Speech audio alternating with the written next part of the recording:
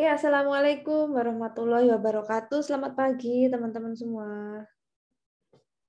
Waalaikumsalam Waalaikumsalam warahmatullahi warahmatullahi wabarakatuh. wabarakatuh. Selamat Pagi, pagi, Miss.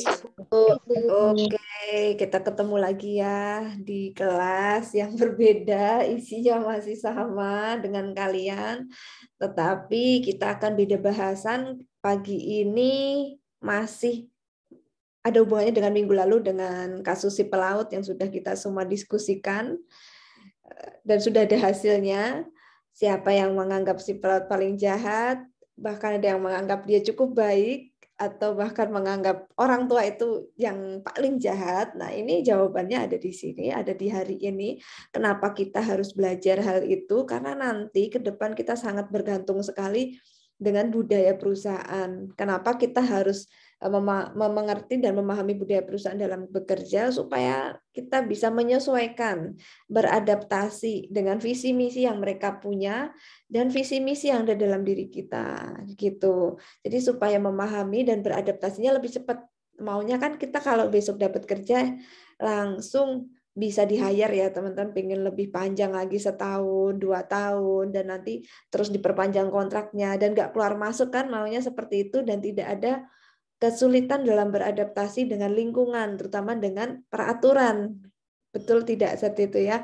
Kira-kira besok pengen cepat kerja. Nah, buat teman-teman kira-kira besok ini pengen kerja di swasta, PNS, atau pengusaha nih? Kalau dari siapa?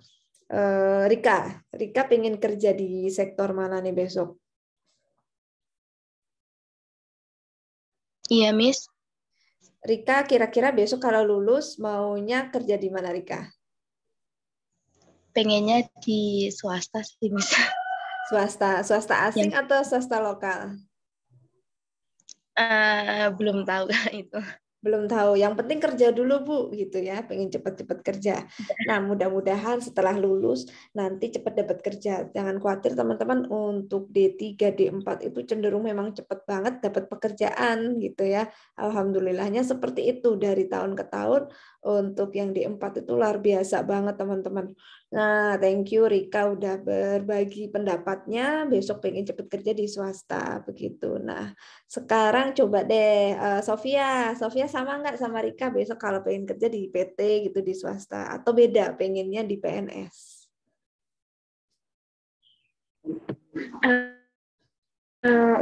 Di swasta juga sih, Bu.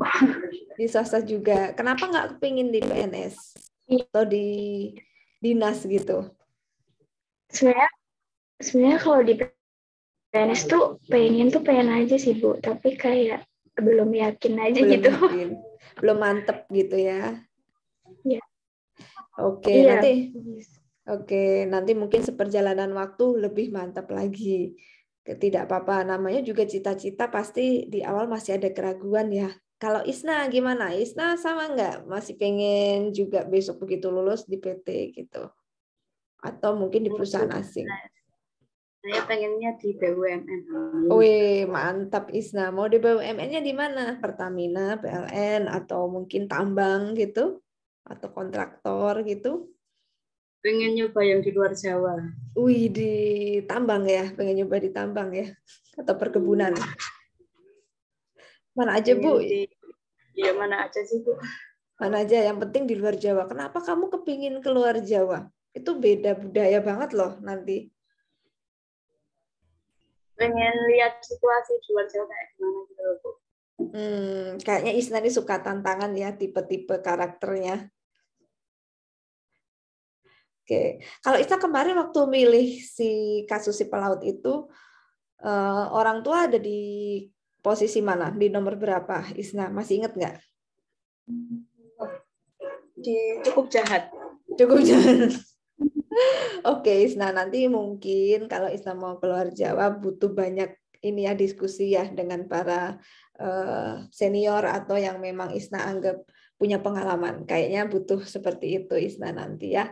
Karena ada budaya nanti yang melingkupi kita sebagai personal dan budaya nanti yang di tempat kerja yang akan kita tempati untuk mencari nafkah. Nah, itu perlu disinkronkan teman-teman supaya nanti betah di tempat kerja, bisa cepat adaptasi. Karena ada sebuah penelitian juga akhir-akhir ini ya di IDN Times, di generasinya kalian ini digeneralisir itu suka tidak bisa bertahan lama gitu di tempat bekerja gitu ya, karena kan keras ya untuk di kantor-kantor yang gede seperti PT yang luar negeri atau di Jakarta atau bahkan di BUMN di luar Jawa atau di Jawa sendiri itu strict banget. Nah, itu butuh penyesuaian. Nah, rata-rata untuk yang generasi-generasi baru yang era-era kita dan kalian ini sangat dinamis, tidak suka dengan hal-hal yang terlalu strict gitu ya.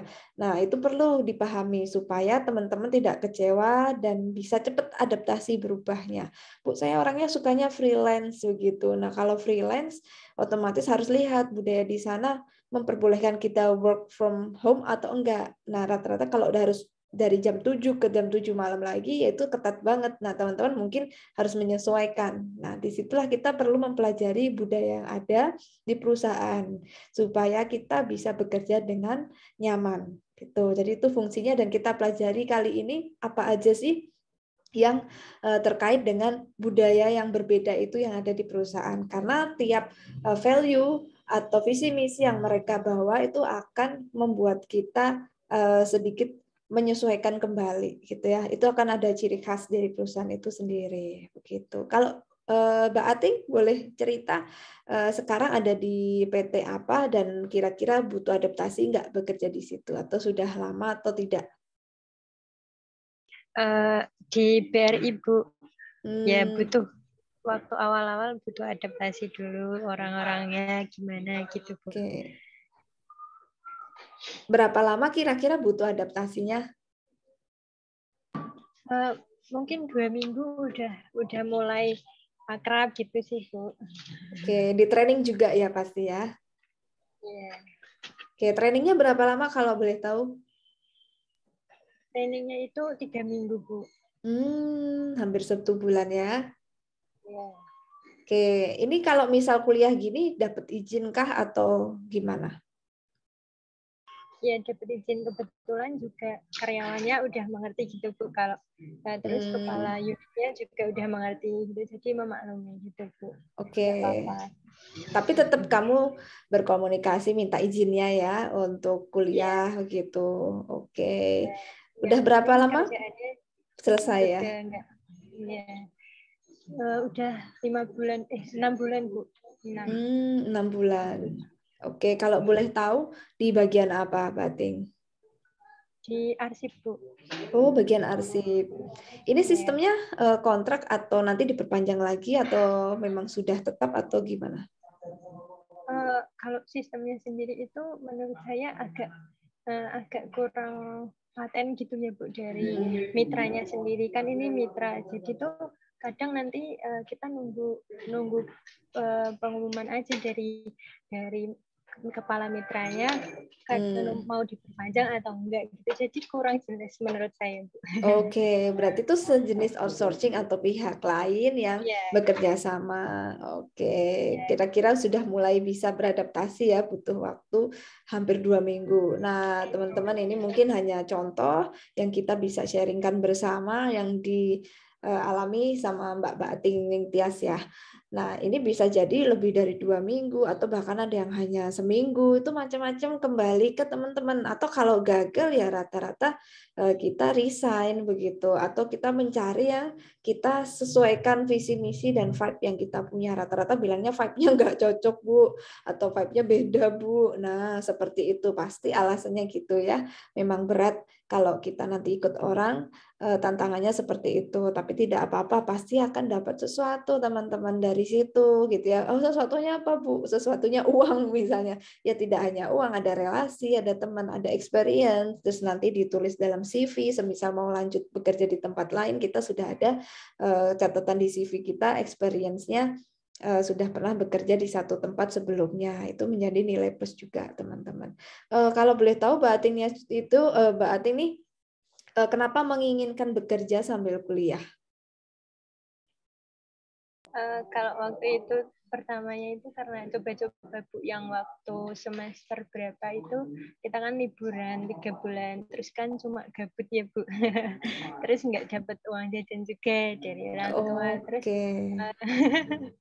terus inisiatif aja Bu, kok pengen kerja, terus kebetulan diajak teman, ayo ikut aku daftar gini. Terus coba-coba kok lolos gitu Bu, terus ya diterima terus dijalani aja gitu.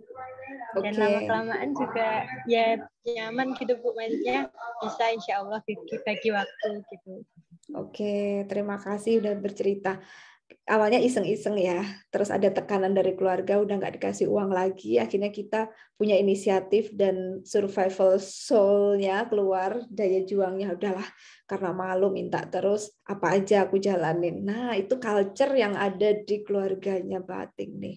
Jadi teman-teman punya culture masing-masing, budaya masing-masing di rumah atau di keluarganya. Ada yang santuy bangetnya keluarganya, jadinya mungkin akan membentuk kita karakter tertentu. Nah, itu yang akan membuat berbeda nanti value dan nilai teman-teman semua. Dan akhirnya itu yang membentuk kalian memilih 5 tokoh itu ada di posisi mana. Itulah yang kita bisa simpulkan dari kasus kemarin, dan kita akan melihat lebih dalam lagi bagaimana memahami budaya yang sangat berbeda nanti di tempat kerja. Satu lagi nih sebelum masuk ke materi, Anastasiana, halo. Anastasiana Putri, kaget tadi. Kamu pengen kerja di mana? Atau pernah udah ada pengalaman kerja di perusahaan asing, BUMN, PNS, atau pengen usaha sendiri, atau pengen create culture sendiri, Bu? Misalnya. Pengennya sih di negeri, di BUMN, Miss. Pengen di BUMN. Kenapa? Bedanya apa? Kalau misal PNS, kenapa nggak mau PNS? Kan enak tuh kerjanya. Sama-sama enak ya. Iya sih, Miss. Ya, itu tadi, Miss. Kalau di negeri pengen coba-coba sih, Miss. Oh, pengen nyoba aja gitu ya. Karena menurut teman-teman mungkin agak berbeda atau cocok, diduga cocok gitu ya. Nah, hati-hati nanti cara ngeceknya, teman-teman harus lihat visi misi mereka selama ini seperti apa. Lalu bagaimana training yang dilakukan, itu kita harus scanning. Kadang kalau sudah interview, kita akan ditanyain, kenapa ingin bekerja di sini? Nah, itu jawabannya adalah kita harus tahu atau punya wawasan tentang budaya perusahaan di situ, visi misi mereka, itu nanti bisa kita jawab dengan bahwa kita punya sama, visi yang sama, misi yang sama, saya punya nilai seperti ini, dan mungkin saya bisa berkontribusi dengan keilmuan yang saya punya, sehingga kita bisa sama-sama memajukan value kita begitu. Nah, itu mungkin salah satu tips ya teman-teman semua. Oke, thank you Anastasiana udah berbagi tadi kisah pengen kerja di mana. Nah, ini kita akan bahas langsung saja. Oke, kita akan bahas langsung aja ya. Kenapa ada perbedaan budaya dan perbedaan jawaban teman-teman kemarin itu sangat beragam sekali. Poin-poin yang ditempatkan untuk siapa saja tokoh 5 itu tadi gitu ya. Nah, pada akhirnya ini yang akan kita ambil kesimpulan bahwa perbedaan budaya itu tidak perlu dijadikan satu hal yang sangat negatif, jangan dipandang negatif, intinya begitu. Nah, di sini kita harus sangat menghargai perbedaan budaya dan persepsi masing-masing. Jadi teman-teman yang menganggap orang tua itu jahat atau yang menganggap pelaut itu jahat, silakan sah-sah saja. Itulah hasil dari value dan nilai yang teman-teman semua miliki. Nah, nanti kalau bekerja yang namanya cultural diversity atau perbedaan budaya dan sudut pandang itu merupakan bagian dari dinamika sosial manusiaan ya. Nah, itu sangat melingkupi kembali ke region atau wilayah di mana kita tinggal. Mungkin budayanya BRI tempat Bating nanti beda sama yang di Bank Mandiri, misalnya mau ganti lagi, dan berbeda juga di BNI, walaupun sama-sama perbankan BUMN, pasti vibe-nya agak beda, walaupun nanti ada di bawah satu kementerian ya, di Kementerian BUMN, dan BUMN juga punya satu logo atau value sendiri yang namanya ikhlas ya. Kalau tidak salah semua bank namanya tuh ikhlas gitu. Itu singkatan teman-teman yang sudah dibuat rancangannya oleh Bapak Erik ya, menteri kita yang di BUMN. Nah, itulah salah satu bentuk untuk menyatukan visi dan misi serta value para pekerja dan juga siapa saja yang nanti terkait dengan pekerjaan dan bisnis tersebut. Nah, berikutnya kita harus paham juga tentang cultural awareness atau yang kita bilang kesepahaman budaya atau kita memahami apa itu budaya yang ada di situ atau aware, istilahnya kita paham, setelah itu kita mengetahui dan notice, kalau orang bilang notice ya, aware itu. Nah, di sini kita jadi pengamat dan juga kita sadar dengan betul bahwa ada kesamaan yang kita miliki atau bahkan perbedaan di antara grup-grup dan teman-teman di situ. Seperti tadi mungkin Mbak Ating juga udah cerita ya, saya butuh untuk adaptasi teman-teman, Bu. Nah, itu artinya ada budaya grup yang sudah terbangun di situ. Kan kita tamu mau masuk ke situ. Bahkan kita aja orang baru di lingkungan butuh namanya adaptasi gitu ya, tetangga baru. Nah, apalagi kita mau join di culture yang berbeda tadinya. Nah, itu butuh yang namanya notice culture gitu ya. Boleh diceritain Mbak Ating kesulitan awalnya apa nih untuk bisa adaptasi dengan teman-teman di situ? Karena mungkin ada ya budaya di situ orang-orangnya disiplin, kita tiba-tiba harus menyesuaikan atau gimana? Mungkin bisa berbagi gimana proses adaptasi dengan grup gitu, grup yang ada di kantor di situ. Kalau menurut saya kesusahannya itu karena isinya itu pegawainya kan udah lebih umurnya udah di atas kita ya Bu. Jadi untuk ngebangun biar akrabnya itu agak malu-malu gitu Bu. Kan soalnya udah berumur-umur gitu. Tapi mereka juga maksudnya welcome gitu Bu. Alhamdulillahnya. Jadi kita kayak merasa ngomong gitu Bu. Maksudnya oh iya gini kalau ada apa-apa tanya gini gitu. Jadi kitanya juga nyaman gitu Bu. Oke, ngerasa diemong ya gitu. Kalau untuk persaingan kompetisi kerja, kira-kira seperti apa? Iya. Ada gambaran tidak? Kompetisi kerja, kalau ada kegiatan tentang kompetisi kerja, seperti apa budaya di situ?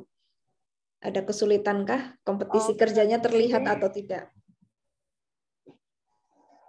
Kalau di sini kompetisi kerjanya menurut saya nggak terlihat karena kalau di sini itu kan kayak target ya Bu, pegawainya itu target untuk setiap harinya dapat berapa gitu. Jadi mereka juga saling membantu, terus juga menurut saya kayak mereka juga berusaha untuk bisa mencapai targetnya mereka sendiri-sendiri gitu sih Bu. Oke, terima kasih ya untuk berbagi. Betul juga, ada yang dimaksud dengan target kerja. Nah, itu pun juga bagian dari budaya yang ada di situ yang sudah terbangun. Artinya kita harus pahami dan juga kita harus mengerti dan notice ya istilahnya. Oh, ada budaya kerjanya loh. Oh, ada di situ mereka punya target loh. Mungkin kita bisa support, mungkin kita bisa bantu. Oh, mungkin kita bisa provide data karena mungkin di bagian kearsipan. Oh, mungkin kita bisa berikan sesuatu yang memang dibutuhkan. Nah, hal-hal seperti ini bisa masuk dalam kategori cultural awareness, teman-teman.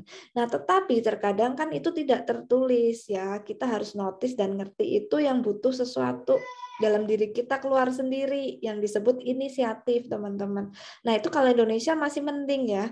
Kadang yang kalau kita berusaha bekerja di tempat asing itu juga butuh suatu kemampuan untuk memahami budaya yang sedikit challenging, sedikit menantang begitu ya. Misalnya dengan perusahaan Eropa, besok-besok misal kalian kerja di Unilever atau kalian bekerja di PT Mayora punya Jepang begitu, atau di Otsuka punya Jepang. Nah kan tadi saya lihat scanning sekilas di kelas ini banyak yang pengennya tantangan ya, sepertinya pengen mencoba Bu, pengen keluar ke Jawa. Nah itu sangat cultural diversity-nya sangat tinggi teman-teman. Nah itu butuh cultural awareness dari pribadi kita untuk ngerti apa yang sudah terjadi di situ dan bagaimana beradaptasi begitu ya. Itu perlu kehati-hatian, jangan sampai keliru dan sudah betul yang dilakukan sama Mbak Ting Ning Tias. Kalau di situ banyak senior memang perlu kita melakukan pendekatan untuk diminta diajarin gitu ya, dan untungnya ngomong ya, memang seharusnya idealnya seperti itu sebagai senior mengajari juniornya. Nah kadang jangan malu kalau memang kita butuh sesuatu untuk diajarin, dan harus lihat waktunya, mereka sibuk atau tidak. Itu juga bagian dari cultural di situ. Kapan mereka senggang, kapan mereka bisa kasih info ke kita, itu kita juga harus ngerti timingnya. Itu yang disebut cultural awareness. Itu tidak tertulis teman-teman, dan itu yang perlu kita harus latih tentang sense kita untuk bekerja di kantor yang nantinya teman-teman akan alami. Nah, kenapa ini penting? Kenapa yang namanya perbedaan budaya ini sekali lagi penting? Karena di negara kita, tempat kerja, sekolah, itu tuh sudah merupakan suatu entitas budaya dinamika masyarakat yang isinya itu nilai-nilai yang berbeda. Dan bahkan isinya ras yang berbeda. Dari latar belakang berbeda. Wong cewek sama cowok aja pola pikirnya udah beda, yang pacaran aja sering bertengkar, apalagi yang beda budaya ya. Nah, apalagi yang banyak banget itu jumlah orangnya, apalagi nanti manajernya dari mana, dari negara mana, atau dari suku mana, itu pola pikirnya juga berbeda. Ethnic group itu membawa suatu nilai sendiri-sendiri, membawa lokal custom-nya masing-masing. Nah, di sini yang perlu kita pahami bersama, dan nanti semisal kalian ingin punya bisnis pun juga harus memahami ini dengan baik. Itu sangat penting kita pahami teman-teman. Apalagi yang benar-benar dari perkantoran, kita kan bagian dari support system dari budaya yang besar ini yang terbentuk dalam sebuah organisasi bisnis. Nah, dari sini kita bisa belajar dengan yang lainnya yang ada di kantor tersebut. Tapi ya awalnya kita harus punya pemahaman yang sama dulu. Untuk bisa satu pemahaman butuh proses. Misalnya tadi Mbak Ating butuh sekitar 2 minggu. Nah, setiap orang berbeda. Nanti pertanyaannya berapa yang waktu efektif untuk bisa memahami atau punya kesepemahaman budaya yang sama. Itu tergantung kembali yang diminta dari perusahaan. Rata-rata mereka meminta cepat, tidak dalam waktu 1 bulan atau kurang dari 1 bulan, itu diharapkan sudah bisa adaptasi dengan ritme kerja yang mereka harapkan. Begitu. Nah, ini butuh yang namanya dukungan dari perusahaan sendiri dan juga kerjasama kita untuk bisa ngeblend gitu ya, untuk bisa adaptasi. Ini yang perlu jadi PR kita semua untuk bisa sanggup mengikuti ritme, karena ketika udah kerja, ritme kerja itu sangat berbeda dengan di kampus. Mungkin everyday kita online begini ya, ngerjain tugasnya bisa ngumpulinnya kapan pun, atau bahkan jedanya panjang. Nah, kalau di tempat pekerjaan itu sering lembur, teman-teman, bahkan sering lembur, atau bahkan untuk deadline itu sangat mepet, dan kadang juga out of control, perintah itu tiba-tiba besok sudah harus siap. Padahal kemarin tidak ada kabar, itu harus siap dengan hal-hal yang mendadak. Nah, itu kembali ke budaya. Ada yang gitu, ada yang tidak, atau bahkan ada yang perusahaan itu long project. Jadi kita ngerjainnya itu bisa dalam waktu berbulan-bulan. Nah, itu tergantung kembali ya. Kita harus bisa pahami itu dan kita sesuaikan diri kita gitu. Nah, silakan kalau ada yang mau tanya atau apapun, menyanggah atau juga nambahin boleh ya. Masih on teman-teman semua? Masih stay tune? Masih, Miss. Oke, masih ya. Oke, kita lanjut lagi. What is an example of a culture? Nah, kita mau lihat budaya apa yang dimaksud yang ada di perusahaan atau di organisasi bisnis itu. Nah, ini kita bisa lihatnya dalam bentuk tradisi atau kebiasaan yang mungkin kita sama-sama akan lihat nanti di kantor tersebut. Atau bahkan ada art atau seni. Dulu saya kerja di punyanya orang Belgia ya, di Semarang itu punyanya orang asing. Jadi dia ini perusahaan kayu, ekspor impor, furniture ya, desain, di mana itu banyak banget arts atau tulisan-tulisan yang membuat kita semangat ya sebagai pekerja. Terus banyak juga sculpture atau patung seni gitu di ruang-ruang kantor. Nah, ini menunjukkan satu budaya bahwa kita juga harus bisa kerja secara fleksibel, penuh dengan seni, bekerja yang sangat dinamis, dan mungkin juga harus diperhatikan interaksi antar pegawai di situ. Itu yang dimaksud dengan budaya setempat. Nah, ini sangat bergantung dengan tempat atau negara di mana kita nanti tinggal, teman-teman. Nah, mungkin tadi Isna atau teman yang lain mungkin mau keluar dari Jawa, artinya harus siap dengan social interaction yang berbeda dengan kita. yang saat ini di Jawa, nanti di Kalimantan itu berbeda. Itu harus belajar, harus punya wawasan ke situ dulu. Kita harus siapkan dan kita punya satu pemahaman dengan mereka. Level understanding-nya tolong disiapkan terlebih dahulu. Nah, ini pun merupakan bagian dari apresiasi seni, teman-teman, untuk budaya yang ada di kantor dan merupakan bagian dari hasil intelektual manusia sendiri. Jadi misalnya kita akan di training. Nah, bentuk trainingnya itu kan beda-beda. Mungkin di BRI dalam waktu 3 minggu, mungkin di Bank Mandiri bisa 2 bulan. Nah, ini pun artinya adalah bagian dari human intellectual achievement atau pencapaian dari intelektual manusia ketika merancang suatu sistem dan budaya. Jadi apapun nanti budaya yang kita temui, aturan apapun itu adalah hasil intelektual manusia. Nah, otomatis kita pun harus menyesuaikan. Nah, yang merupakan belief atau kepercayaan seni, misalnya ada banyak lukisan di kantor, ada banyak tulisan penyemangat, ada banyak visi misi yang ditempel di situ, itu juga merupakan culture atau budaya. Nah, kita bisa nanti menjudge atau menilai di kantor ini ternyata jelas nih budayanya, asik nih. Nah, itu dari atmosfer ketika kamu masuk ke kantornya. Banyak nggak tulisan tentang visi misinya, rapi atau tidak, aturannya jelas atau tidak. Lalu produk-produk lain hasil kreasi manusia itu macam-macam ya. Misalnya hubungan interaksinya dengan pimpinan dan dengan antar karyawan itu seperti apa. Itulah bagian produk dari budaya setempat di tempat bisnis tersebut. Silakan yang mau tanya, teman-teman. Oke. Ya, untuk important bekerja atau yang kita bilang diversity itu tadi atau perbedaan-perbedaan budaya itu menurut Anda harus ada atau tidak? Menurut Anda bagus nggak kalau di satu kantor misalnya dia nggak terlalu diverse atau nggak terlalu banyak meng-hire karyawan yang dari berbagai suku, misalnya hanya satu suku saja, misalnya di Jawa aja gitu ya. Nah, itu menurut Anda bagus mana gitu ya? Bagus dalam artian mungkin adalah profit ya, untuk mendapatkan untung dan juga untuk mencapai tujuan. Itu kira-kira kalau Anda sebagai pengusaha atau Anda memang bekerja di situ, ngerasanya gimana? Enak yang pegawainya satu ras gitu, satu suku, atau beragam budaya background-nya? Menurut Anda gimana? Silakan, ada yang mau bercerita atau ingin menyampaikan pendapatnya, kira-kira bagus mana? Atau Anda pingin di mana? Mungkin Dea bisa kasih statement, atau Isna boleh. Dea dulu apa Isna dulu nih?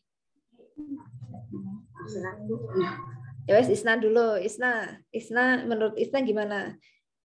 Kalau menurut saya itu lebih enak yang beragam ya Bu ya, karena kan tahu bagaimana budaya mereka. Kan saya juga pernah kerja kan ya Bu ya, punya teman dari luar Jawa juga, dari Medan, terus Aceh gitu kan, tahulah mereka tuh sifatnya gimana gitu sih. Lebih seru aja gitu ya. Jadi belajar banyak dengan budaya mereka. Oke, dengan pola pikir mereka. Oke, good. Thank you, Isna. Mungkin Dea lebih suka yang seperti apa? Sama Bu, kalau misalkan yang beragam itu pasti pengalamannya pasti lebih beda kan, jadi bisa lebih luas gitu. Oke, pengalamannya beda, jadi punya banyak pengetahuan lagi begitu ya, selain satu suku. Oke, thank you Dea, juga Isna. Betul ya, atau mungkin nanti kalau kita di satu suku pun tidak masalah, tidak apa-apa. Oh, ini memang perusahaan keluarga isinya orang Jawa semua. Ya udah, seperti itu culture-nya, kita udah paham. Nah, nanti ketika kita coba bekerja di Bali begitu, nah itu beda lagi ya. Orang Bali culture-nya juga sangat berbeda. Itu nyeni sekali ya, mereka sangat-sangat menghargai seni ya. Jadi mungkin nanti dinamikanya juga agak berbeda. Jadi nanti susunan ruangannya beda, pola pikirnya beda. Itu sangat-sangat seni ya, karena mereka terkenal punya culture itu seni. Nah, nanti kalau dengan orang Padang itu juga beda karena mungkin tipenya perantau gitu ya. Jadi suka yang hal yang lebih dinamis lagi. Nah, itu sangat sangat mempengaruhi kita nanti bekerja. Nah, kita bisa pahami kalau diversity atau perbedaan di tempat kerja itu cukup penting, teman-teman. Justru ini jadi sebuah kekuatan, tapi butuh strategi nantinya. Ketika perbedaan itu ada, pasti keinginan berbeda pun ada, cara menyampaikan pun berbeda pun ada. Nah, ini merupakan suatu wujud dari reputasi atau citra yang nanti perusahaan ini akan hasilkan. Jadi kalau misal kalian TA itu nanti ada yang ngambil judul misalnya budaya perusahaan punya pengaruh atau peran budaya perusahaan untuk meningkatkan citra. Nah, nanti kalian akan meliti hal-hal seperti ini, teman-teman. Budaya perusahaan itu seperti apa sih yang ada di kantor-kantor dan kenapa itu bisa menghasilkan sebuah citra perusahaan yang baik. Nah, kan kita bisa lihat dengan kepercayaan bekerja keras, melayani pelanggan dengan sungguh-sungguh, itu adalah budaya yang ingin diciptakan. Artinya nanti supaya bisa melayani pelanggan dengan baik, para pekerja juga harus di-treat sedemikian rupa bisa menghasilkan pekerjaan yang baik untuk melayani pelanggan. Begitu. Ini kembali lagi ke visi misi mereka sendiri. Gitu ya. Nah, ini ada berbagai jenis aturan. Nah, aturan-aturan ini yang mungkin kita bisa praktekkan nanti kalau kita ada di kantor yang baru, teman-teman. Seperti membaca aturan atau bagaimana mereka berinteraksi antar sesama pegawai yang sudah dilakukan Mbak Ating ya. Mungkin Mbak Ating agak malu-malu pertama ketemu dengan para senior karena mungkin mereka sudah dianggap banyak pengetahuan, pengalaman begitu karena kita masih newbie itu wajar kita malu-malu. Nanti kalau kita sudah jadi senior kita pasti beda lagi, gak akan malu-malu lagi ya ke junior misalnya memberikan arahan. Nah, kita harus pahami dan juga membaca budaya yang mereka miliki dan juga jangan takut bertanya. Tolong teman-teman semua diingat baik-baik, kalau di tempat baru jangan pernah takut bertanya. Lebih baik bertanya daripada salah, itu lebih fatal lagi. Karena saya sering banget dicurhatin sama teman-teman yang punya usaha gitu ya, yang bikin perusahaan itu teman-teman pusing. Aduh, kok sekarang nih pegawai-pegawai yang baru, generasi baru itu banyak melakukan kesalahan ketika project. Nah, lebih baik kan harusnya tanya, lah kamu udah bilang belum? Kalau mereka harus disuruh bertanya dulu. Kalau misalnya bingung udah tapi nggak pada tanya gitu, tapi juga inisiatifnya belum jalan. Nah terus gimana dong gitu ya, kamu pendekatan, saya bilang gitu, pendekatannya gimana, pahami mereka gitu ya kan, mereka itu juga mungkin sungkan atau seperti apa. Nah itu eraku nggak kayak gitu ya, mungkin kita satu generasi aja udah beda persepsi teman-teman. Mereka nih takut dan malu-malu ya karena sungkan, mungkin teman saya terlihatnya serem atau mereka ada jarak gitu. Kamu jangan bikin jarak gitu ya, coba kita training dulu, kita saling terbuka, kita punya value apa, visi misimu apa, dia harus pahami ini. Jadi budaya itu harus dipahami sama pegawai. Jadi lebih susah teman-teman kalau kita bikin usaha karena mendidik seseorang, mentraining itu berat ya. Jadi yang dimaksud lebih baik kita bertanya daripada kita kesalahan gitu.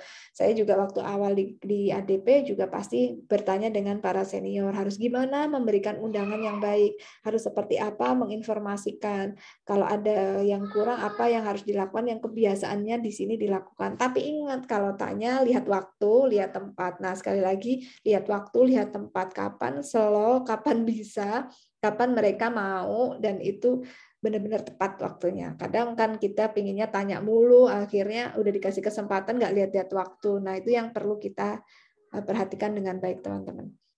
Lalu yang kedua ada aturan-aturan yang dimana kita tidak bisa mengejudge atau menilai secara sepihak dan menganggap itu hal yang negatif, karena bisa jadi buat mereka itu adalah hal yang positif, untuk kita juga jadi hal yang positif. Jelas banget kita harus hargai apapun hasil olah pikir yang sudah diciptakan atas sistem tersebut gitu ya. Misalnya berangkatnya harus jam 7. Kenapa harus jam 7? Pasti protes ya. Pikirkan hal positifnya, kita jadi a morning person. Karena if you want to be a legend, be a morning person. Jadi harus punya pikiran-pikiran positif seperti itu. Kadang memang berat. Kenapa harus kelas jam 7? Kan adik saya tadi tanya, kenapa harus jam 7 sih? Oh ya sih, saya dulu jam 7 ya.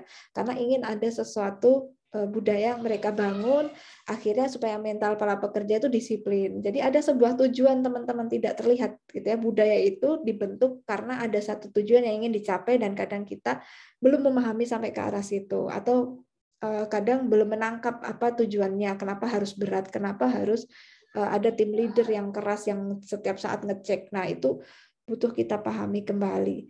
Lalu yang ketiga, untuk rule berikutnya, hati-hati untuk memberikan sebuah impression atau kesan gitu ya, dan kesannya jangan superior atau mungkin yang paling bisa. Mungkin Anda bisa, tetapi kalem aja gitu ya. Mungkin yang dimaksud di sini terlihat sombong atau merasa besar kepala begitu karena kita udah banyak ilmu, udah banyak CV-nya udah lengkap, udah kerja di mana aja. Nah, itu tolong hati-hati gitu ya. Kadang gestur itu sangat diperhatikan oleh para senior kalau kita masih jadi newbie. Lebih baik kita mainnya kalem dulu saja atau natural saja. Dan sekali lagi, please be open about your own culture. Jadi sharing infonya, misal kalau kamu gimana di sana. Jadi ketika nanti rapat pun yang seperti sudah kita diskusikan kemarin sore ya, waktu rapat ini pun juga masuk ke dalam aturan-aturan itu. Jadi open minded dan juga kita menaati aturan-aturan seperti sopan santun yang memang kita sudah punya. Gitu ya. Juga bagaimana mereka merespon, walaupun responnya nggak enak gitu ya, responnya menyebalkan begitu. Nah, itu kadang kita pun juga harus respect. Hati-hati teman-teman, harus respect, atau mungkin kita bisa tegur tapi caranya juga yang baik. Jangan sampai menyinggung di forum. Itu ada tata caranya menegur seseorang. Apalagi kita udah jadi senior ya, kita harus menghandle para junior juga, itu perlu respect juga kepada mereka. Ada privasi yang harus dijaga. Juga hati-hati dengan dugaan-dugaan, prejudice itu dugaan ya. Kenapa sih dia harus setiap Jumatan jam 10 udah pulang? Apalagi misal, kenapa tiap ada acara keagamaan dia pulang? Ada apa nih? Nah, itu bisa jadi dugaan ke arahnya kalau kita manusia otomatis seringnya ke negatif ya, negatif thought. Nah, itu juga kita harus jaga kehati-hatian. Lebih baik fokuskan kepada konten kita profesional. Untuk hal-hal seperti itu kan personal. Budaya itu kalau udah masuk ke ranah manusia, pribadi itu sangat personal sekali, teman-teman. Dan selalu jaga sopan santun. Nah, saya salut dengan para mahasiswa kita ya yang di ADP itu luar biasa, sangat sopan sekali produknya. Produk-produk ADP itu terkenal anak-anaknya sangat sopan ya, karena mungkin dididik untuk menjadi guru ya, very polite sekali. Yang kita tahu sampai pun alumni itu terkenal sangat sopan, teman-teman. Untuk UNJ terutama ya, UNJ seperti itu, punya gambaran generalisir para alumninya gitu ya. Tersopan yang pernah ada lulusan para ini ya, para lulusan UNJ itu paling sopan. Tapi yang lain juga tidak menutup kemungkinan sama, tapi akan terlihat berbeda tesnya nanti ketika kalian dijadikan satu di kantor, yang satu lulusan UNY, satu lulusan kampus mana terlihat berbeda. Nah, terkadang ini jadi satu hal negatif kalau terlalu sopan, takutnya kita nanti tidak berani berinisiatif, tidak berani bertanya, atau manut gitu ya. Nah, kadang kesopanan yang berlebihan ini juga mengandung hal-hal yang kurang bagus sih, terlalu manut gitu ya, kurang berani. Nah, ini perlu lagi diseimbangkan itu kalau nanti bekerja. Terus jangan juga kita nanti ketika kerja stick atau bergantung hanya satu pemikiran saja. Selalu open minded, selalu bikin teman di tempat yang baru. Kalau tidak bisa punya teman gimana, Bu? Ya minimal ada satu lah, satu aja udah cukup ya teman-teman. Nggak harus yang namanya teman itu kesana kemari harus bareng di tempat kerja, tidak. Yang penting hubungan kita untuk relasi di kantor itu baik, bekerja baik, tidak harus jadi tempat curhat teman-teman, karena harus dibedakan ya, harus dibedakan kalau bekerja jangan membahas-bahas hal-hal personal kalau bisa seperti itu ya. Nanti takutnya nanti mengganggu kita di pekerjaan. Nah, ini ada 3 kategori budaya.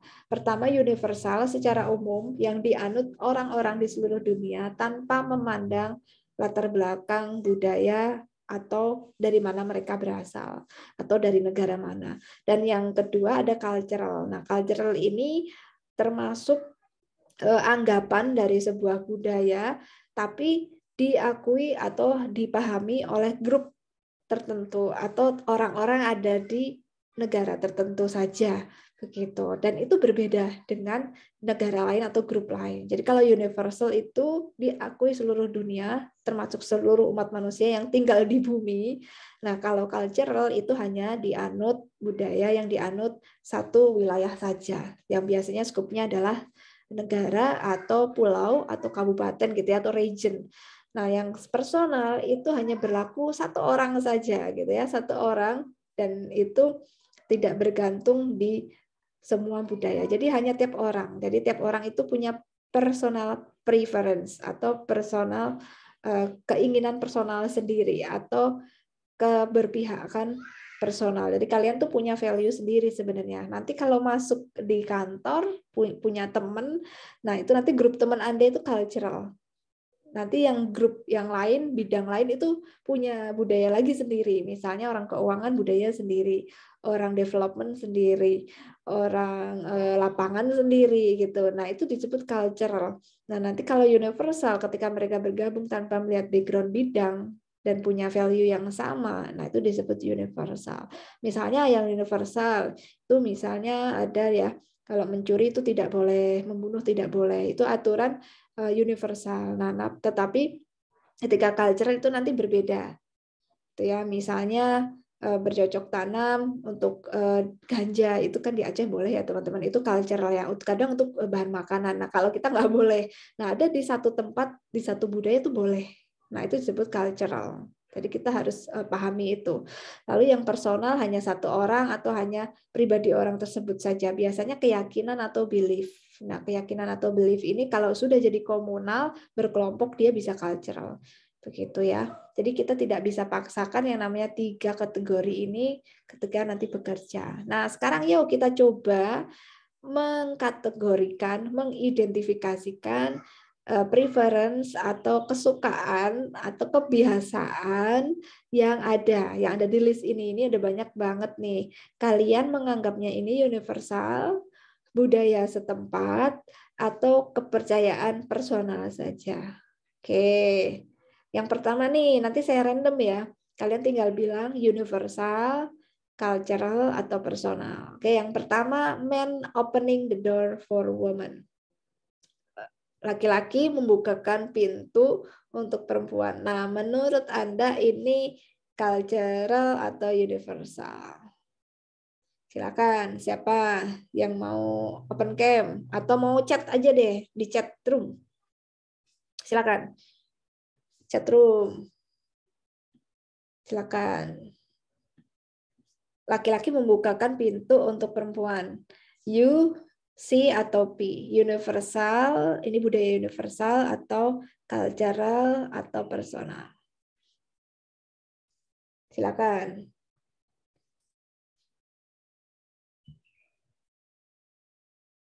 Adakah yang ngechat di chat room? Belum ada ya. Oke, Ovi bilang personal, cultural, karena mungkin bagian orang saja yang menerapkan. Oke, silakan. Tulis lagi sebanyak mungkin, teman-teman. Cultural, Firman bilang cultural. Personal, Bu. Ada yang cultural. Ada yang personal. Oke, membukakan pintu. Laki-laki membukakan pintu untuk perempuan. Budaya itu tuh masuk kategori yang universal atau sebagian saja orang menganggap itu hal yang harus dilakukan atau hanya satu orang saja personal. Oke, thank you teman-teman. Kalau menggunakan budaya ini banyak terjadi bukan di Indonesia ya, banyak terjadi di mana kira-kira? Di Eropa atau di Barat, teman-teman. Jadi perempuan laki-laki membukakan pintu untuk perempuan itu banyak terjadi di negara Barat. Nah, otomatis ini hanya sebagian saja yang menganut, gitu ya, menganut nilai ini. Artinya ini masuk ke kategori cultural, teman-teman. Ya, berarti di sini bisa kita katakan C. Men opening the door for women itu C. Jadi yang cultural tadi ada Dianira, ada Ega, gitu ya. Oke, dia juga Genisa, gitu. Cultural juga, cultural Bu. Ini yang Mbak Ating bilangnya sebagian orang saja menerapkan. Iya, terutama di Eropa ya, teman-teman. Good. Lalu yang kedua, feeling sad on death of one's mother. Jadi ini maksudnya berkabung ya, berkabung ketika ada orang tua atau ibu yang meninggal. Nah, itu maksudnya apa nih? Universal, cultural, atau personal? Universal, oke, good. Universal, Bu, universal. Oke, betul ya teman-teman, universal. Siapapun ketika ada keseripahan gitu ya, atau kita harus menjenguk atau lelayu, itu tentu saja budaya universal. Kita merasa sedih gitu. Tapi ada juga yang enggak ya. Ada yang budaya setempat yang tidak memperbolehkan sedih gitu. Yang kayak di Korea Utara tuh, kalau misal siapa pemimpin negaranya sakit meninggal, kita harus nangisnya 11 hari gitu ya. Kalau kita berbahagia, kita dihukum. Waduh, itu sangat ini banget ya, culture setempat mereka, bukan personal lagi. Kalian pernah baca beritanya. Oke, thank you. Ini universal. Nah, sekarang yang ketiga, wearing black for bereavement. Ayo, ini artinya apa nih? Wearing black for bereavement. Ini sama ya, bereavement ini teman-teman kalau mau tahu seperti lelayu begitu ya. Nah, kalau menggunakan pakaian hitam, itu apakah jadi budaya universal atau budaya yang hanya sebagian orang saja menurut Anda? Silakan ditulis dulu. Menggunakan pakaian hitam.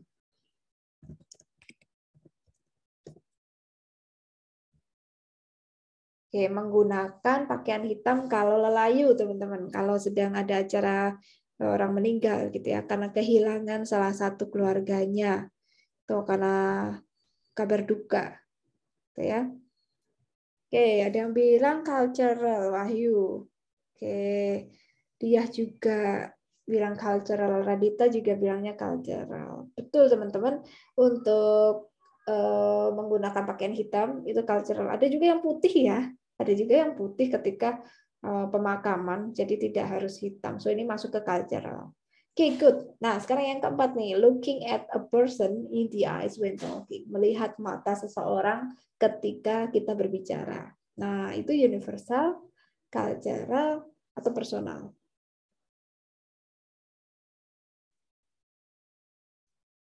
Anissa, Oke, Isna bilang cultural, Bu.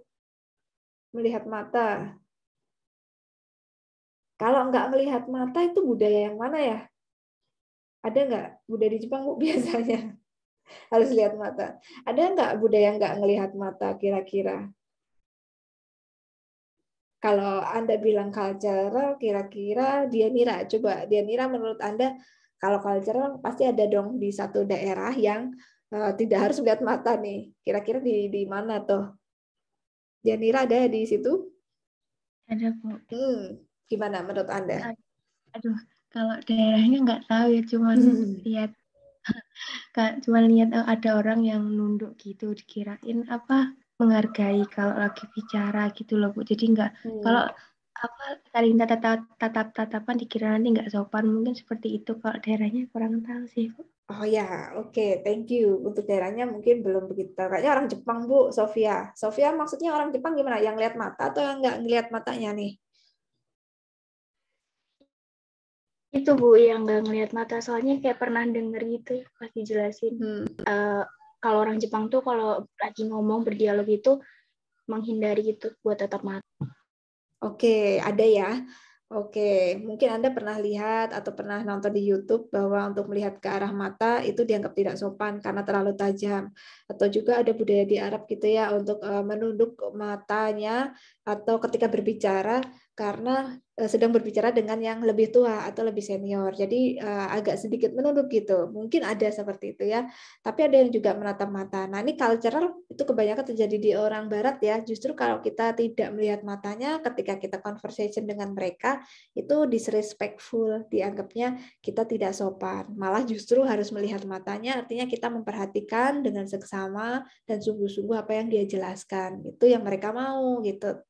Salah satu bentuk respect adalah melihat mata. Itu adalah Western ya. Kalau nanti kerja sama orang bule atau bosnya orang Barat, kalian kalau diajak ngobrol atau sedang berdiskusi harus melihat matanya. Itu harus betah karena kadang matanya terlalu biru sekali, sedalam lautan ya, sangat teduh. Jadi itu kadang kita harus distract banget. Aduh, ini gimana bisa fokus. Nah, itu butuh lagi sekali lagi untuk kalian bisa adaptasi teman-teman. Nanti lama-lama biasa. Dulu saya gitu ya. Aduh, isinya bule semua, mana harus liatin matanya lagi, mana matanya terlalu hijau lagi gitu kan. Kita orang lokal pasti aduh nih cultural diversity-nya terlalu luar biasa lah gitu. Nah, thank you teman-teman. Yuk lanjut lagi. Be punctual for an appointment. Being punctual. Nah, being punctual for an appointment. Being punctual di sini maksudnya adalah tepat waktu ya. Being punctual for an appointment. Tepat waktu atau on time. Jadi nilai on time, nilai, ya benar ya, anggapan bahwa kita kerja itu harus on time untuk sebuah appointment itu janji, meeting, dan juga mengumpulkan tugas itu appointment ya. Itu salah satu bentuk appointment. Ada janji ketemu klien, meeting, dan juga mengerjakan project harus on time, mengerjakan project, submit project itu appointment, tugas-tugas gitu ya. Universal. Oke. On time untuk semua hal yang berkaitan dengan janji. Good. Benar. Betul ya teman-teman, universal. Tapi ada juga yang cultural banget loh, yaitu di Jepang. Kalau nggak on time, lewat 5 menit. Biasanya kalau lagi pacaran sama orang Jepang, aduh bisa jadi kita di break ya, diputus. Serem banget. Atau bahkan kalau lagi klien orang Jepang itu bisa jadi gagal kontrak, teman-teman. Jadi harus on time banget. Tuh ya. Dan nggak harus sama orang Jepang sih sebenarnya, tapi terkenal sangat strict on time itu memang orang Jepang. Bahkan nanti kalau kalian kerja di perusahaan-perusahaan seperti miliknya Otsuka atau Mayora, itu harus on time sekali. Kita tidak ada toleransi keterlambatan. Nah, kalau sudah terlambat otomatis potong gaji, itu mereka sangat strict sekali seperti itu. Nah, bahkan pun tidak harus orang Jepang sih, sebenarnya kita secara universal juga harus on time. Tetapi di culture tertentu itu jadi satu nilai yang harus dianut dan wajib dianut dan bisa buat menilai orang lain. Kalau nggak on time itu artinya apa? Tuh mereka sudah punya satu persepsi budaya sendiri, nilai mereka sudah terbentuk gitu ya. Tapi secara umum memang kita harus jadi orang yang tepat waktu. Nah, sekarang berikutnya tentang kebiasaan menulis dari kiri ke kanan, writing from left to right. Nah, apakah dia universal? Menulis dari kiri ke kanan. Oke, menurut Eldika universal, Bu. Personal. Oke. Mbak Tias bilangnya personal nih. Cultural, Ovi bilangnya cultural nih. Menulis dari kiri ke kanan, cultural. Ada yang personal. Mbak Tias, kenapa personal nih menulis dari kiri ke kanan? Mungkin karena cuma sebagian orang yang bisa, Bu. Oh, hanya sebagian orang yang menganggap itu nilai yang mereka harus anut, yang mereka punya gitu ya. Oke, teman-teman, ada yang cultural juga nih yang menulis dari kiri ke kanan, ada yang universal. Oke, teman-teman, ada nggak di belahan dunia ini di negara lain di luar benua kita, benua Asia atau bahkan di Asia ya, nulisnya dari kanan ke kiri? Ada kan? Apa coba? Ada, Ayo. Bu. Apa? Ayo, Arab Arab Saudi, Bu. kan? Oh, betul Mesir, Ega. Bu. Mesir juga dari kanan ya. Iya, Bu. Good. Oke. Berarti dia cultural karena ada border satu negara atau satu budaya, tempat, region. Kayak dia masuknya cultural, teman-teman. Jadi jangan kaget kalau besok, aduh, kok saya harus suruh nulis-nulisnya dari kanan. Nah, nanti ketika kerja, kita jangan-jangan suruh ngambil barang pun harus apa-apa kanan gitu. Nggak boleh dari kiri, karena dia budayanya kanan. Dia memang mazhab kanan sih, begitu. Nah, itu bisa jadi berlangsung sampai ke tidak hanya menulisnya, jadi semuanya harus kanan. Jadi jalan pun harus kanan, apa keluar masuk di kanan, itu bisa jadi terjadi juga. Nah, itu ya teman-teman, benar di Arab itu nulisnya dari kanan ke kiri, kan tulisan Arab ya. Oke, so ini masuk ke cultural, teman-teman. Oke, yo, having a liking for white lilies. Nah, gini, kalau besok nih, bukan besok ya, ini adalah sebuah nilai. Ketika kita suka sama seseorang, kita berikan dia bunga lili. Jadi bunga lili itu wujud atau sebuah nilai menandakan kalau kita menghargai orang tersebut, gitu ya. Menghargai, bisa habis rapat, kita memberikan apresiasi dengan bunga begitu ya. Cultural Bu, ada yang personal tuh ya, ada yang personal. Oke, hanya seseorang saja Bu itu, hanya seseorang saja Bu. Oke, white lilies, white lilies, forgive, liking, ya. Oke. Teman-teman, kalau kalian ini just your information ya, untuk hadiah bunga lili itu banyak dilakukan di Inggris, gitu ya, untuk kantor-kantor di Inggris ya. Kalau dia suka dengan hasil presentasinya, dia sangat menghargai karena sudah dibantu, itu kita bisa kasih satu buket bunga lili, teman-teman. Yaitu culture yang ada di Inggris ya, atau di negara-negara Eropa. Dia masuk ke culture. Tapi juga di Filipina juga mulai mengikuti, di India juga ada gitu ya. Karena dia bunga lili ini simbol untuk keanggunan, kedamaian dan simbol friendship ya, simbol pertemanan, admiration dan juga simbol sebuah kekuatan gitu ya. Nah, ini simbol-simbol yang bisa di berbagai wilayah dipakai gitu ya untuk hadiah karena dia simbol. Jadi dia masuknya lebih ke bukan personal ya teman-teman, lebih ke ini apa namanya, lebih ke cultural gitu. Ada di satu negara sana yang memberikan hadiah untuk simbol tertentu karena sudah dibantu sebagai simbol persahabatan, itu adalah white lilies gitu ya, admiration and friendship. Kayak begitu. Dan kita nggak terlalu terbiasa dengan budaya seperti ini ya. Lalu yang berikutnya, respecting old people, menghargai orang tua. Orang tua. Oke, good, bisa dia nira ya semuanya universal ya teman-teman. Oke, ternyata untuk bisa dikatakan universal itu harus berkaitan dengan humanity ya, berkaitan dengan sisi-sisi kemanusiaan seperti orang tua kita hargai. Saya pernah punya pengalaman dan cerita ini ketika ketemu dengan mahasiswa dari UGM. Dia itu lagi pertukaran pelajar ke Australia. Dia bercerita kalau di Australia itu transportasinya semua transportasi umum ya, seperti bis, kereta, itu untuk orang tua atau old atau elder, kita bilang elder ya, umur orang pensiunan yang sudah retired gitu, retirement sekitar 60 tahun ke atas, itu diberikan kartu khusus untuk naik transportasi publik, karena kartu di sana kan sudah one chip for all, di tap begitu, bisa untuk transportasi, bisa untuk belanja, bisa untuk ATM ya. Nah, untuk yang transportasi publik untuk di Australia itu free banget untuk orang-orang yang sudah pensiun, teman-teman.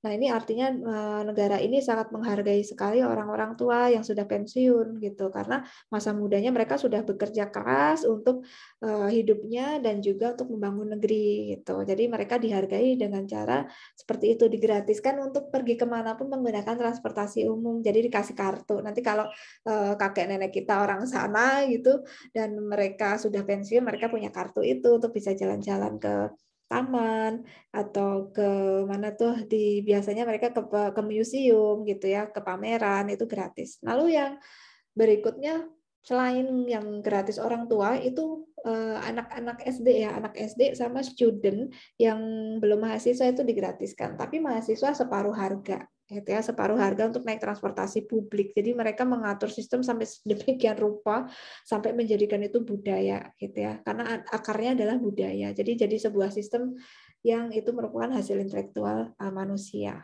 Oke, lanjut lagi. Using handwriting analysis to hire person. Menggunakan tulisan tangan untuk merekrut pekerja di kantor. Using handwriting analysis to hire a person. Dia masuk sebuah nilai yang universal atau cultural atau personal. Oke, Bating bilangnya cultural, Bu. Cultural. Nah, kalau cultural ini di mana gitu? Ada yang bisa kasih info nggak? Anissa Hasanah. Anissa aja personal. Woi, apa personal? Kenapa Anissa Hasanah bilang ini personal? Menggunakan tulisan tangan untuk menganalisis karakter seseorang yang akan kita rekrut nih pegawai. Menurut Anissa, kenapa dia masuk personal? Nilai yang hanya dianut satu orang tertentu saja. Iya, Bu. karena menurut saya tergantung sama HRD-nya. Oke. Mungkin. Oke. Ya gitu. Oke, good. Bisa jadi dia personal juga ya, tergantung sama HRD-nya begitu. Benar sih. Kalau cultural kita belum bisa lihat, teman-teman belum bisa lihat handwriting analysis ya. Yang sudah bisa lihat, yang masuknya kategori cultural adalah tes psikologi menggambar ya, menggambar orang ya. Bukan using handwriting analysis, tapi using picture analysis, using drawing handwriting gitu ya, analysis.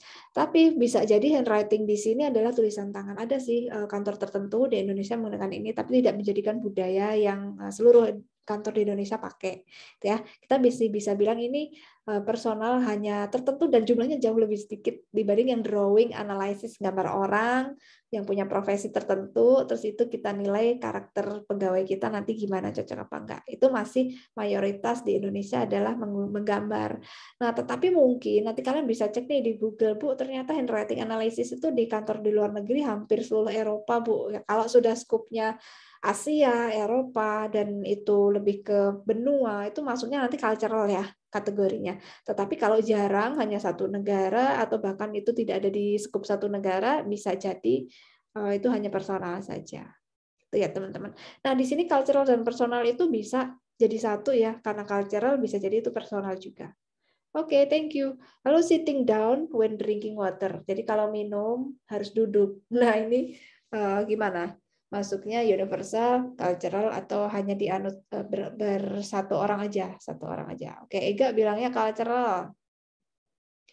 Oke, Ega kenapa sih cultural? Ada nggak di belahan dunia sana yang minumnya sambil berdiri? Boleh-boleh aja. Menurut Ega gimana? Karena kan kalau minum sambil duduk banyaknya dianut sama yang orang budaya timur, Bu. Kalau budaya barat kan biasanya enggak, Bu. Iya, betul ya. Betul, Ega. Yang lain setuju mungkin ya, teman-teman. Kita dari timur ini lebih gampang banget karena kita ada di budaya timur ya. Jadi kita ngelihatnya lebih mudah sekali karena kita ada di posisi menganut budaya tersebut. Kalau kita minum sambil berdiri, dimarahin orang tua pasti ya. Tapi sekarang mungkin udah nggak terlalu ditegur lagi dulu kalau masih ada nenek atau kakek, jangan minum sambil berdiri di depan pintu lagi gitu kan. Nah, sebenarnya budaya ini ada tujuannya, teman-teman, walaupun terkesan strict, artinya metabolisme kita kalau sedang makan dan minum sambil berdiri itu penyerapan nutrisinya jadi nggak maksimal gitu. Jadi apa yang kita makan, kita minum itu cuma-cuma, jadi tinggal turun aja langsung ke bawah, tidak meresap di usus. Jadi seperti itu ya. Arti budaya itu ada tujuan tertentu untuk mencapai hal-hal tertentu yang itu sangat bermanfaat sebetulnya tanpa kita bisa lihat lebih dalam ya. Kita hanya taunya kok menyusahkan sih harus minumnya sambil duduk, kan bisa ya sambil berdiri. Justru malah di barat pada sambil berdiri ya, beli Starbucks, ngantri gitu sambil berdiri, sambil diproyek megangin kopi gitu. Itu malah culture mereka dianggap oh keren nih sambil bawa apa namanya kopi terus sambil meeting gitu. Nah, itu buat mereka hal-hal yang biasa. So this is cultural, very good. Yo lagi yo. Ada paying dowry husband price. Nah, ini seperti mahar, teman-teman. Jadi di sini budaya ketika menikah itu membayar mahar gitu ya, membayar mahar untuk si suaminya. Jadi suaminya yang membayar ya mahar ke perempuan atau suaminya memberikan mahar ke perempuannya. Nah, itu masuk ke kategori apa? Cultural kah atau universal, semua di seluruh dunia kalau menikah itu ada maharnya. Menurut kalian gimana? Cultural atau universal? Kira-kira saja. Silakan. Universal. Oke, Isna bilangnya di sini cultural. Ada yang universal. Oke, ada yang cultural juga. Oh, terbelah jadi dua, teman-teman. Ternyata kubu di kelas ini untuk masalah pernikahan dan mahar. Oke, universal juga, Ganisa. Oke, kalau Ega gimana? Ega cultural gitu ya. Oke, sekarang aku tanya Ega lagi deh. Ega, ada nggak yang bayarin yang perempuan? Sekarang aku tanya. Di Indonesia ada misal. Bayarin mahar, yang bayar mahar yang perempuan. Untuk laki-lakinya. Kalau di Indonesia laki-laki semua, Bu. Oh, di Indonesia laki-laki semua. Oke. Iya. Oke, mungkin teman-teman nanti coba cross check ya di Google. Kalau di Padang itu yang beli kayaknya yang perempuan, Batak juga ya beli marga kalau nggak salah ya. Nah, itu ada yang bayar itu yang perempuan, teman-teman. Makassar mungkin. Nah, nanti coba dicek kembali di Indonesia tuh ada loh yang kita malah yang perempuan yang harus membeli gitu, yang membeli gitu. Ada Bu, adat Padang bener ya Dea. Dea, coba Dea adat Padang gimana? Bener yang perempuan yang bayar mahar ya? Iya, yang pernah saya tonton itu di TikTok ada cewek ngejelasin kalau dia ngebeli cowok gitu. Jadi ada budgetnya, kalau cowoknya kaya itu bisa lebih mahal kayak gitu-gitu. Oke, berarti perempuannya harus lebih kaya lagi ya? Iya. Betul. Ya, betul teman-teman. Coba nanti cek deh, nonton di YouTube atau nonton di TikTok juga bisa. Tapi mungkin juga googling ya. Itu ada adat budaya Padang itu yang beli malah yang perempuan. Jadi orang Padang itu kan memang ini ya patrialisme. Kalau kita di Jawa kan laki-laki ya ikut alur laki-laki atau ayah. Kalau di Padang itu ikut alur ibu gitu ya. Jadi marga itu marga ibu gitu yang utama. Kalau kita marga itu ayah kan, bin siapa gitu kan yang cowok. Nah, kalau di Padang itu perempuan, teman-teman. Jadi perempuan ini yang dianggap jalur yang utamanya kalau di keluarga gitu. Betul sekali. Oke, lalu widows wearing only white clothing. Ini widows ini adalah janda ya, seorang wanita yang ditinggal meninggal suaminya ketika menjadi janda atau suaminya meninggal atau sedang masa berkabung, hanya boleh pakai baju warna putih. Nah, itu apa tuh kira-kira masuknya? Kita kah seperti itu kalau misal berkabung perempuannya ditinggal suaminya harus pakai putih selama masa berkabung atau gimana? Silakan tulis, ada yang tahu kah? Dia masuk cultural atau masuk universal? Kalau personal kayaknya enggak ya, lebih ke personal itu lebih ke humanity sih, lebih banyak ke manusiaan tadi seperti orang tua, menghormati orang tua. Cultural, Sofia bilangnya cultural Bu, cultural. Salsa Alfia. Kalau cultural ini budaya mana sih? Biasanya budaya India, Bu. Wih, kok tahu? Kamu sering nonton film India? Sering lihat dramanya. Oh, mantap. Sering nonton Mahabharata nih, jangan-jangan ya. Iya ya. Ada adegannya ketika ngaben ya di kremasi begitu, yang laki-laki, yang perempuan pakai baju putih hampir sebulan atau seminggu pakai baju putih ya. Pakai dress putih itu, sekain sarinya putih semua. Kalau di film seperti itu. Good. Oke, cultural. Kalau di kita nggak harus putih ya, bebas teman-teman. Oke, lalu berikutnya mandi nih, everyday mandi. Nah, mandi kok bisa ditanyakan ya? Pasti ada yang di belahan dunia sana nggak mandi nih. Kenapa? Bathing daily, mandi tiap hari itu universal, cultural atau gimana? Atau ada yang nggak mandi? Menurut kalian gimana? Ada ras-ras di luar bangsa kita yang nggak mandi jangan-jangan atau nggak jadi itu budaya ya apa? Menurut kalian gimana? Silakan tulis. Cultural, universal, atau personal? Mandi tiap hari.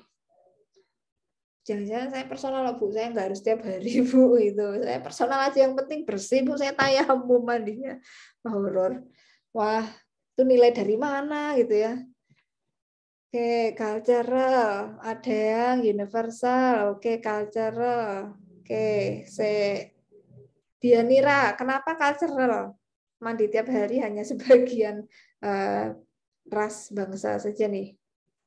Siapa yang nggak mandi nih? Nggak tahu, Bu. Menurut saya kayak di Afrika gitu loh, Bu. Cuci piring aja pakai mulut gitu loh, Bu, biar irit air. Nah, menurut saya kalau ya mandi itu nggak setiap hari karena yang nggak ada air ya irit gitu. Oke, karena kesulitan air ya yang dimaksud Dianira di sini, persepsi Dianira. Iya, Bu. Oke, bisa jadi ya, betul juga ya. Betul juga. Karena mau gimana mau mandi di sana kekeringan minum aja susah, Bu, itu baru mandi ya. Air semua ada retak semua lantai apa namanya? Buminya karena airnya susah. Oke. Kalau Isna, kenapa cultural? Ada nggak di luar sana selain Afrika nih yang mungkin nggak harus mandi tiap hari gitu karena kesulitan air? Tahu saya ya cuman Afrika gitu sih. Sama juga, Afrika juga ya. Oke, kenapa Anda kepikirannya yang negara kering sih? Karena nggak kepikiran negara yang banyak esnya apa? Mereka kadang juga nggak mandi loh. Itu ya, negara-negara yang bersalju, kutub utara yang nggak mandi, ya ampun, heaternya ya boros ya, misalnya kutub utara, kutub selatan, Yakuts yang di Rusia yang minus, nggak mandi, nggak ada keringat mau apa gitu kan. Bahkan di Inggris atau di Seattle ya di Amerika Utara itu yang dingin banget deket Kanada itu bahkan mereka nggak mandi tiap hari teman-teman. Untuk orang yang rumahnya tidak punya gas penghangat, tidak ada air panas, yang minim banget apartemennya, keuangannya juga nggak banyak gitu ya, masyarakat yang ekonominya kurang, itu juga kadang untuk di negara-negara yang kurang maju dan dingin, suhunya itu minus, mereka yang nggak mandi, gitu ya, nggak mandi. Jadi jangan heran nanti kalau misal kalian kerja sama orang asing dan itu memang warga negara yang dari negara belahan dunia sana yang bersalju itu.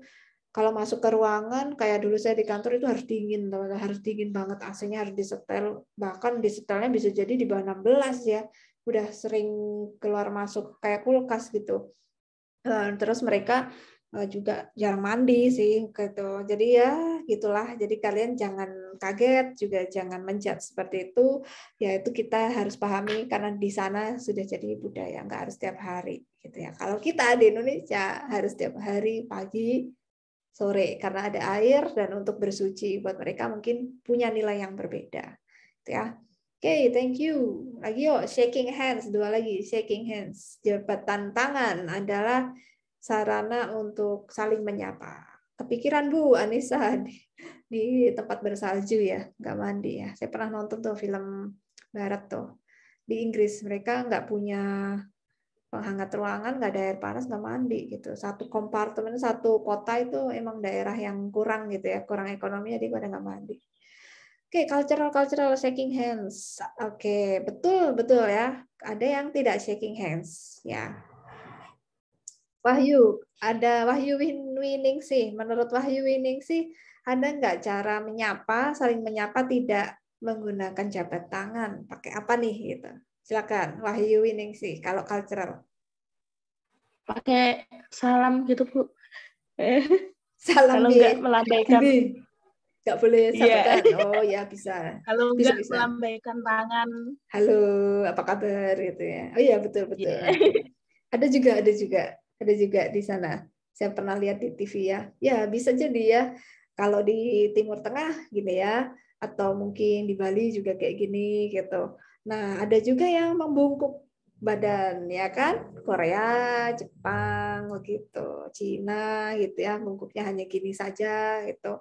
Terus ada juga yang di budaya di Timur Nusa Tenggara Timur kalau tidak salah itu suku Sabu, kalau ketemu itu hidung ketemu hidung teman-teman, iya gitu ya. Jadi dikira berantem. Pertama kali ke NTT ini orang pada berantem, kayak ketemu berhenti naik motor, dia pada turun terus pada meluk, terus di hidung sama hidung itu ditatap-tatapin gitu loh, ditatap-tatapin gini-gini. Nah ternyata mereka itu saling bersalaman tapi menggunakan hidung dengan hidung. Aduh aneh-aneh aja ya. Itu lokal custom, tradisi mereka, tetapi hanya suku mereka saja. Kalau di luar suku mereka tidak seperti itu. Itu the way of greeting, salah satu custom tradition di Indonesia, di NTT, suku Sabu teman-teman. Nanti coba cek aja di Google ya.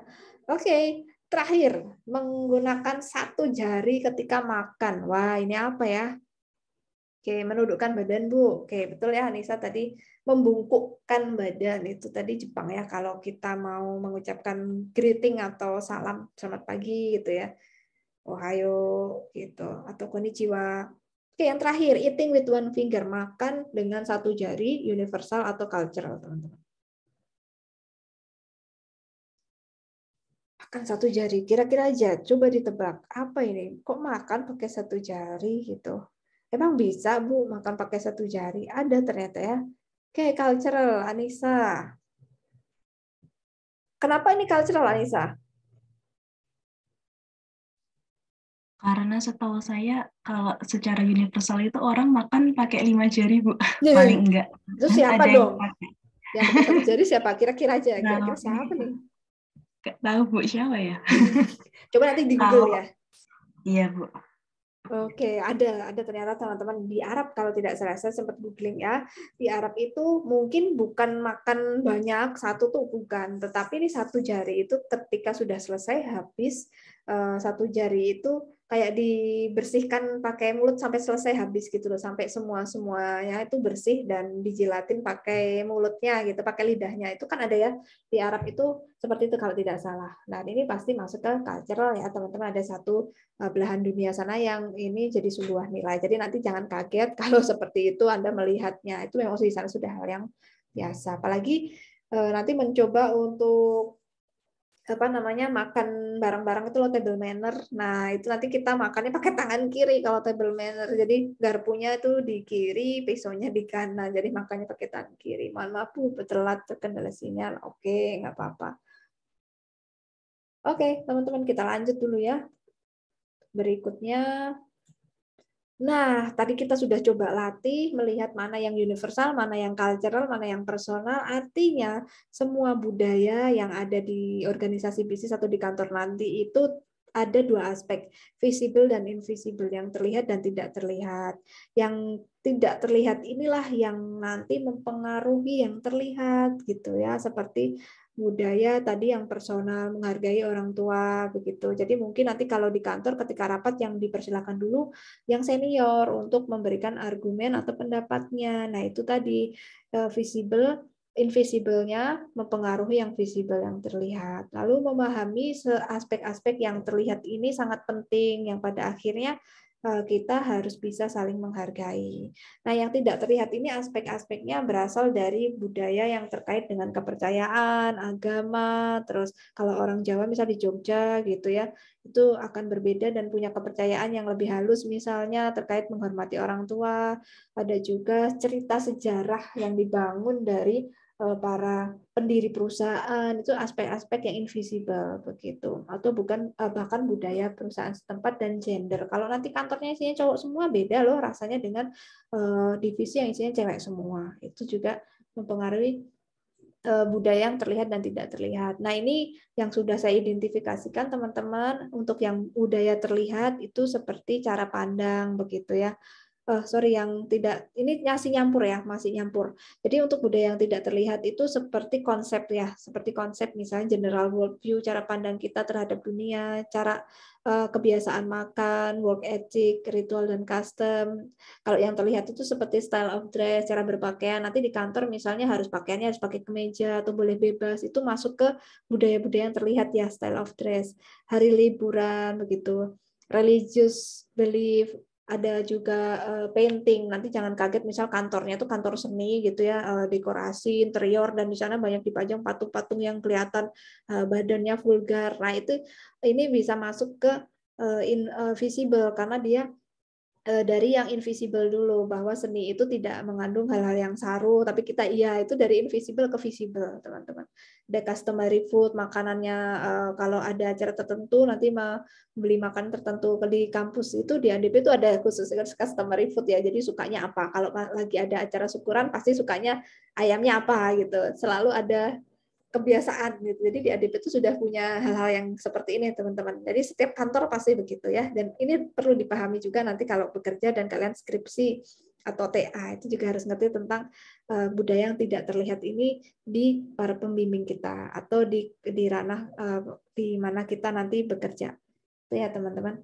Nah, ini contoh saja negara di Timur Tengah itu juga punya budaya yang berbeda dengan kita ya. Ini ada contoh kalau di Arab itu seperti ini gitu ya. Untuk handshake atau jabat tangan itu tidak dengan perempuan gitu. Terus mereka work relationship-nya sangat family sekali. Banyak yang family business ya. Seperti China itu family business itu sangat diprioritaskan. Mereka kalau bikin bisnis itu harus ngerekrut keluarga sendiri gitu ya. Jadi nanti ayahnya, kakaknya, pamannya itu biasanya rata-rata mereka ada di satu lini bisnis yang sama. Karena itu jadi bagian value mereka ketika berbisnis. Nah, essential to pronounce names. Jadi kalau mengucap nama, kalau orang-orang di daerah Timur Tengah sana juga harus tepat. Jangan sampai keliru mengucap nama. Itu buat mereka sangat mempengaruhi respect gitu. Ini masih sama juga contoh nilai yang dianut di daerah Timur Tengah gitu ya. Oke. Ada yang mau ditanyakan? Nah, ini kalau di Arab apa yang boleh dan tidak boleh.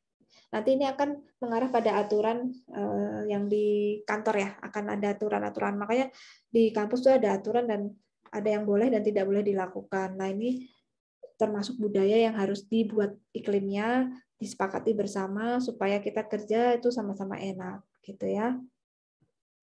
Nah, kalau di Afrika nih tadi mungkin jarang juga untuk mandi gitu karena memang tidak ada airnya. Ini di Cina juga beda ya.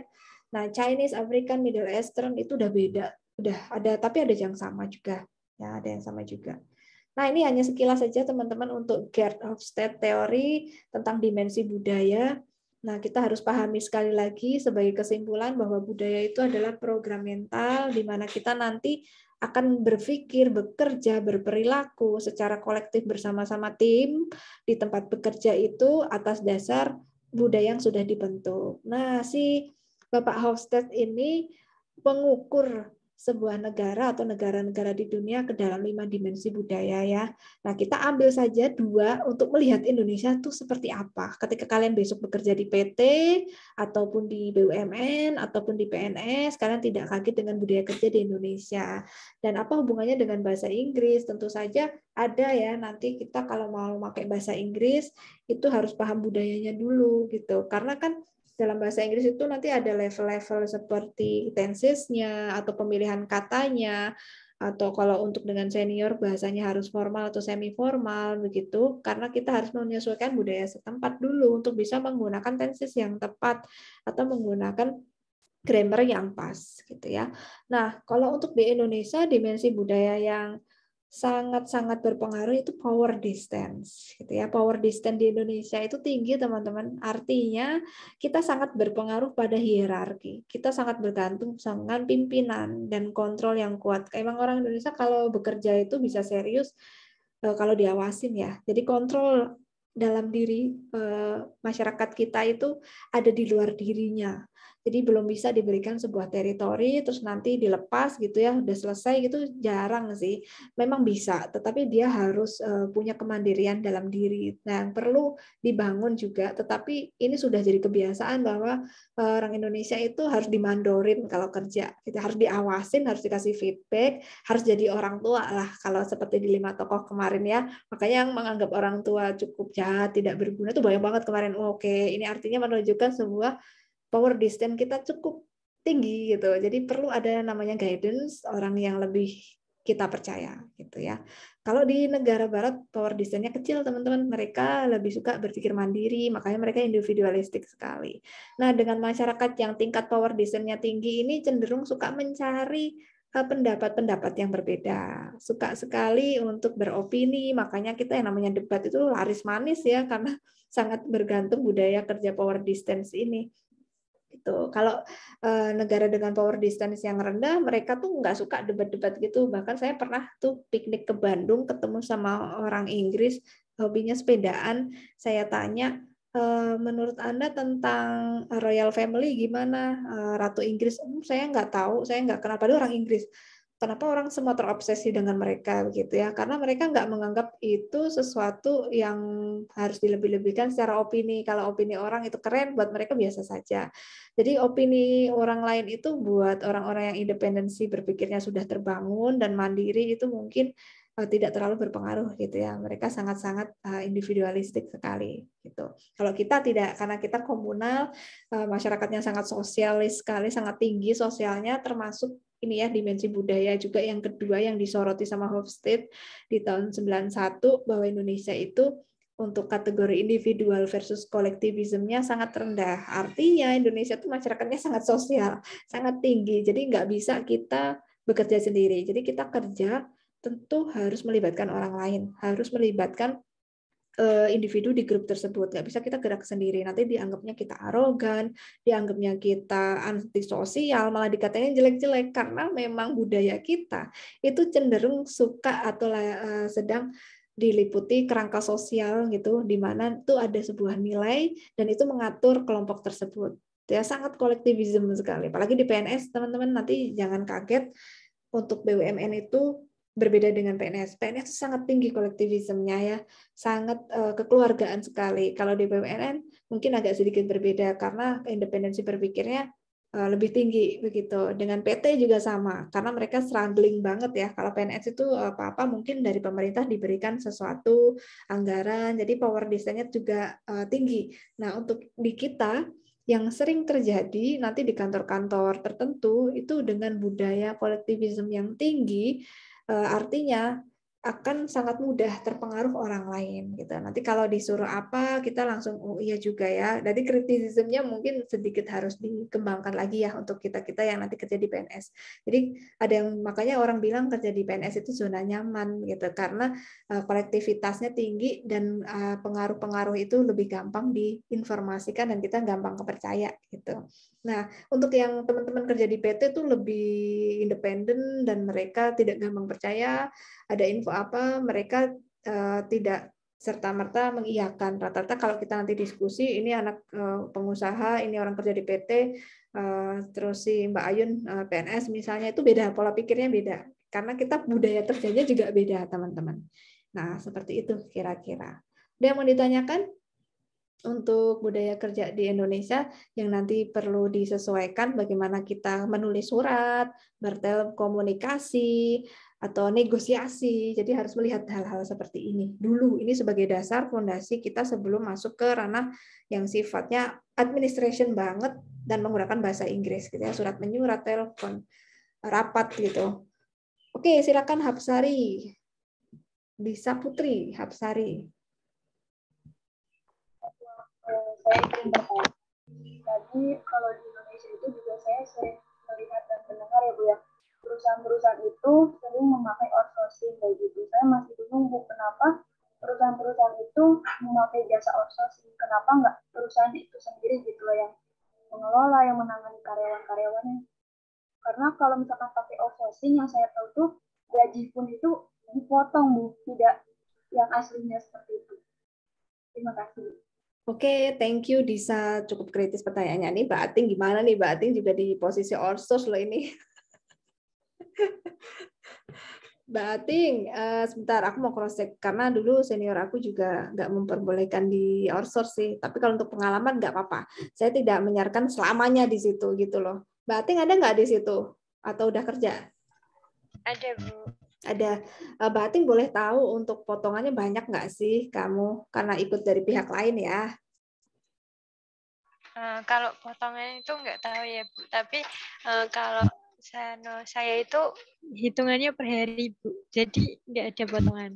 Oke, jadi hitungan per hari biar nggak ketahuan mungkin ya gitu. Tapi kamu sempat ngecek nggak kalau karyawan yang langsung dari kantor itu rekrutmennya sekian gitu? Kalau dengan posisi saya sempat ngecek gitu nggak? Iya kan kalau yang pegawai lain kan mungkin udah UMR, terus juga ada penetapan gajinya itu per bulan gitu ya Bu. Tapi kalau outsourcing kayak saya gini, hitungannya per hari sih Bu gitu. Oke, kira-kira cita-citanya ke depan Mbak Teningtyas mau gimana nih? Memperpanjang kontrak atau mencari, menyelesaikan lagi atau gimana yang diinginkan? Kalau ini kalau kerja yang sekarang cuma buat pengalaman aja sih Bu. Mungkin ke depannya pengen cari yang baru gitu Bu, yang lebih jelas, yang lebih tetap gajinya gitu mungkin Bu.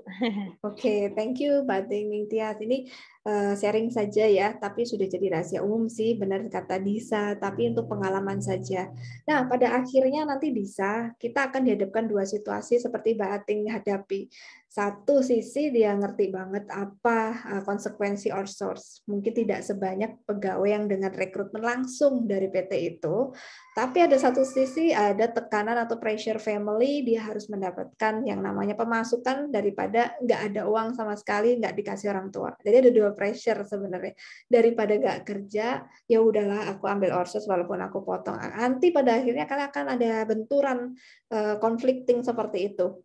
Nah, apa yang harus dilakukan kembali ke teman-teman lagi ya, kembali ke teman-teman lagi apa yang ingin dicari. Kalau untuk sementara it's okay, tapi untuk keberlanjutan yang jangka panjang mungkin tidak disarankan gitu.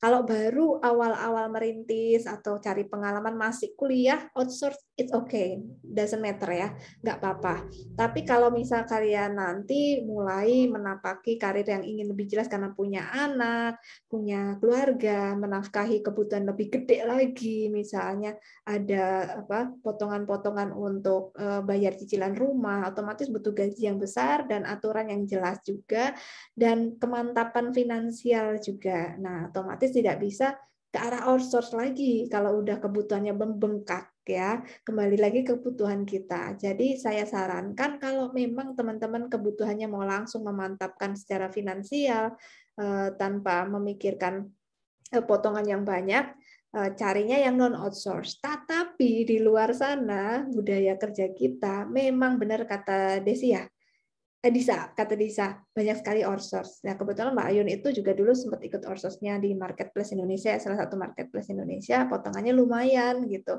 Tapi dia hanya mencari experience 3 months untuk di CV-nya buat naik lagi nanti ke ke perusahaan yang lebih gede atau untuk daftar LPDP gitu, karena dia ada pengalaman di bawah tim leader dengan tekanan pressure yang luar biasa, tuh dia bisa bercerita di personal statement-nya. Jadi yang penting itu sekarang pembuktian dulu. Besok kalau mau naik yang kita perhatikan itu adalah pembuktian sebelum-sebelumnya. Nah, ini jadi plusnya di situ. Nah, menurut saya karena fenomenanya semua menggunakan outsource, karena itu lebih murah gitu ya teman-teman, untuk perusahaan itu sendiri lebih murah gitu ya, lebih murah dalam arti rekrutmen pegawai itu kan nggak gampang ya, untuk dari PT-nya langsung itu kita harus mengkonsep, harus mengeluarkan uang untuk psikologi, meng-hire psikologi, untuk training gitu ya. Itu biayanya luar biasa gitu. Nah, mungkin anggarannya tidak nyampe ke situ. Jadi lebih baik bekerja sama dengan pihak ketiga atau pihak outsource. Yang penting dapat dulu gitu. Dan mereka yang menangani semua rekrutmen itu. Jadi biaya itu ditanggung pihak ketiga, nanti tinggal kita bagi hasil dengan pihak ketiga. Untuk perusahaan-perusahaan saat ini itu dianggap solusi yang menguntungkan karena kondisi keuangan mereka yang mungkin belum memungkinkan untuk rekrutmen sendiri. Gitu ya. Itu adalah budaya dan kebiasaan yang memang terjadi di Indonesia. Jadi kembali lagi ke kita dengan kondisi seperti itu, maunya gimana, dan sekali lagi kita ada di posisi mana itu tergantung dengan keadaan dan keputusan teman-teman sendiri. Nah, kalau saya punya perusahaan, misalnya nih, saya mampu meng-hire langsung, ya saya hire langsung. Tapi kalau saya tidak mampu pun outsource tidak masalah, gitu ya. Tapi konsekuensinya memang potongannya besar, gitu. Tapi untuk dapat kerjanya juga cepat, gitu. Pasti ada plus minusnya, teman-teman. Tidak hanya minusnya, pasti juga ada plusnya. Jadi jangan difokuskan ke minusnya ya, gitu. Dan harus cari solusinya supaya minusnya itu tidak berkembang lebih besar lagi, gitu. Emang sedih sih nanti kalau tahu kenyataannya potongannya luar biasa. Tetapi di situ plusnya adalah experience-nya bisa didapatkan lebih dulu dan kita tidak lama-lama di situ misalnya. Gitu ya, Desi. Baik, Bu, terima kasih penjelasannya. Ya, sama-sama. Tapi kalau saya diberikan satu nasihat dengan para dosen senior dulu ketika sudah punya sarjana atau sudah punya gelar gitu ya, S2, S1, usahakan cari yang enggak gitu ya, yang enggak menggunakan outsource. Tetapi sekali lagi teman-teman pun ada yang tetap masih di outsource, tapi tidak lama ya. Karena yang penting pengalaman dulu. Tuh, karena untuk langsung masuk rekrutmen di PT-nya langsung itu berat. Menunggu waktunya juga lama, persaingannya lebih ketat gitu ya. Nah, itu kondisi-kondisi seperti itu kan kita harus pertimbangkan. Kadang kita harus cepat dapat uang untuk membantu orang tua begitu karena keadaan. Nah, kembali ke situasi kita ya. Tuh. Nah, ada yang berpikir dengan di outsource dulu, nanti ketika PT mana dia bukaan, langsung kita masuk ke situ sudah punya nilai plus gitu ya. Tapi waktu itu senior manti-manti, walaupun kamu kondisinya terjepit, usahakan tidak. Ada yang bilang gitu. Tapi ya teman-teman tetap ada yang masuk karena terjepit ya. Nah, kalau pas kondisi saya tidak terlalu terjepit, jadi outsource saya hindari, masih bisa ditangani orang tua dulu. Jadi tergantung kondisi, kembali ke kondisi kita masing-masing teman-teman. Gitu ya. Desi dan teman-teman semua, thank you. Pertanyaannya cukup kritis, tapi saya tidak bisa menjudge seperti itu. Tapi kita hanya bisa berikan gambaran plus minusnya yang terjadi. So, ini mungkin kegiatan yang teman-teman harus lakukan berikutnya setelah kelas ini. saya akan berikan waktu untuk mengerjakan dan menjawab 3 soal ini. Teman-teman sudah saya input di kuis dan tugas di Classroom. Waktu untuk mengerjakan dan submitnya adalah 3 hari. Jadi hari Sabtu malam jam 12, saya harapkan ini sudah selesai tersubmit. Jadi di sini ada 3 pertanyaan terkait materi hari ini. Kita akan latihan menulis atau writing lagi, writing argument, tapi in English ya. Saya mintanya dalam bahasa Inggris, diusahakan dalam bahasa Inggris boleh menggunakan translate, tapi diedit atau menggunakan Grammarly, terserah kalian, harus punya inisiatif ke arah strategi. Yang penting finish gitu ya, not perfect banget, tapi yang penting finish dulu deh, kita maunya gitu. Jangan lupa formatnya dirapikan, rata kiri, rata kanan, diperhatikan ya. Nah, ini ada 3 pertanyaan. Cara mainnya gimana, Bu? Cara mengerjakannya seperti apa?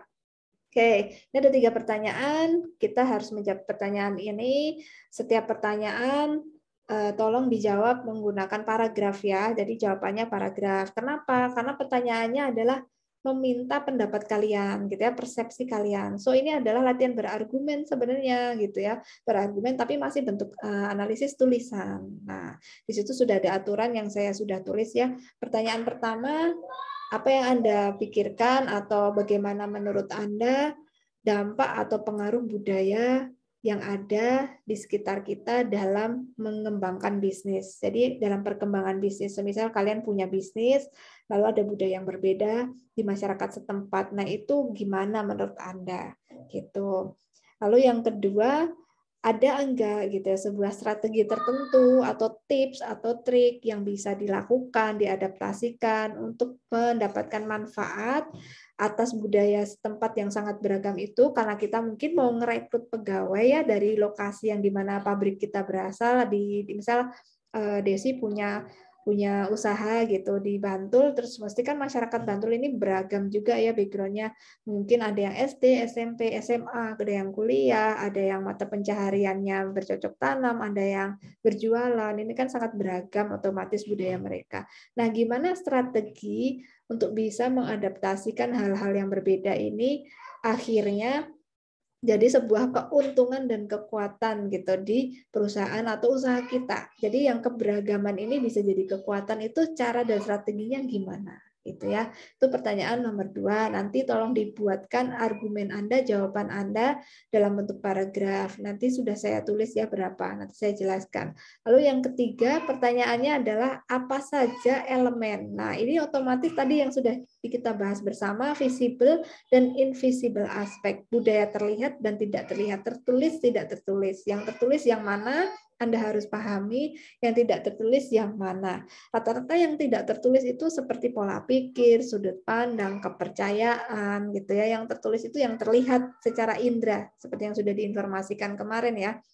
Yaitu yang pakaian, terus jabat tangan, terus acara keagamaan, itu kan terlihat aktivitasnya. Itu otomatis visible elements. Nah, dari beberapa elemen itu, visible dan invisible, nanti kalian panduannya adalah yang ada di sini.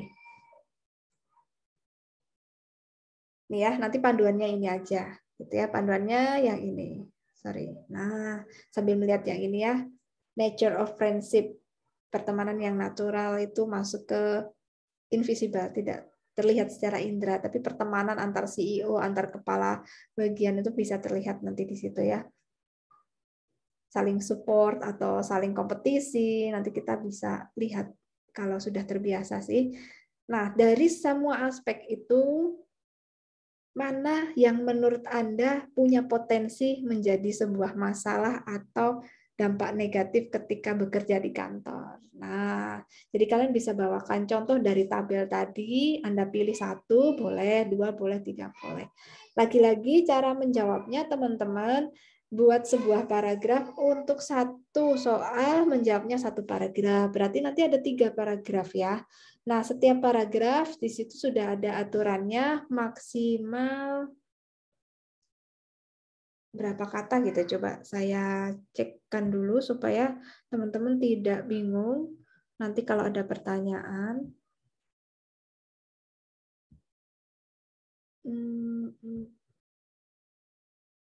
Ya, jam 7.30. Oke, ini dia. Oke, satu paragraf menjawab satu pertanyaan soal maksimal 200 kata. Jadi antara range 150 sampai 200 kata per paragraf. Kita latihan berargumen lagi teman-teman untuk menulis gitu ya, menulis dalam bahasa Inggris supaya terbiasa, karena setelah ini minggu depan kita akan masuk ke materi surat ya, correspondence. English correspondence. Kita akan menulis, menulis surat penawaran, membalas surat komplain, kita akan nulis email gitu ya. Jadi kita latihan dulu pemanasan untuk minggu ini berargumen. Nah, argumen yang baik atau yang kalian jawab nanti caranya harus ada satu contoh nyatanya. Misal jadi pertanyaannya apa menurut Anda implikasi atau hubungan dari budaya yang beragam terhadap perkembangan sebuah bisnis. Nanti teori apa nih yang bisa masuk? Misalnya mau pakai teorinya Hofstede boleh, atau mau pakai teorinya Maslow boleh. Ambil aja salah satu unsur dari teori itu, berikan contoh terkait dengan pertanyaan, Anda korelasikan, mencoba menganalisa, lalu berikan kesimpulan Anda. Nah, kesimpulan itu biasanya berupa statement pribadi ya, personal. Oh, saya menyatakan setuju atau saya tidak setuju. Oh, menurut saya baiknya seperti ini, solusinya begini. Nah, itu adalah kesimpulan atau opini Anda muncul setelah ada teori dan kenyataan contohnya. Itu biasanya kita menganalisa dari dua hal di atas. Dari teorinya menyatakan itu, contohnya menyatakan hal yang berbeda misalnya. Lalu Anda berstatement seperti apa? Gitu, itu cara berargumen teman-teman. Kita akan berlatih seperti itu karena akan berguna untuk TA nanti ya. Saatnya kalian sudah mulai melatih menganalisis. Deadline-nya 3 hari, kita tunggu sampai Sabtu malam gitu ya. Jadi kalian hunting saja kira-kira teori apa yang bisa masuk untuk memperkuat opini saya nih. Saya ingin membuat kesimpulan bahwa strategi yang tepat untuk budaya yang berbeda itu adalah sinkronisasi diskotomi. Misalnya ada nanti kalian googling itu pasti ada satu teori dan solusi, dan itu nanti pasti ada ahli yang pernah menyatakan ini gitu.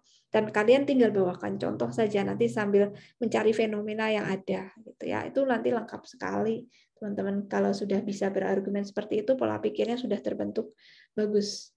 Ada yang mau ditanyakan dulu dari sini?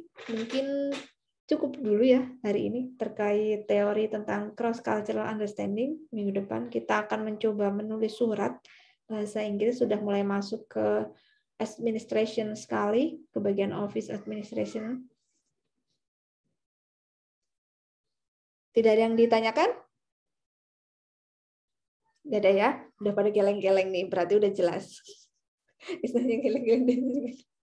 Yang lain gimana? Masih on? Habis ini masih ada kelas nggak? Masih, Bu. Masih, oke. Ya sudah. Mungkin cukup dulu ya teman-teman hari ini teori yang saya sampaikan. Kita cukupkan hari ini. Jadi kesimpulannya untuk cross-cultural understanding, kita harus pahami elemen-elemen budaya yang ada di suatu institusi atau organisasi bisnis. Ada visible dan invisible aspek.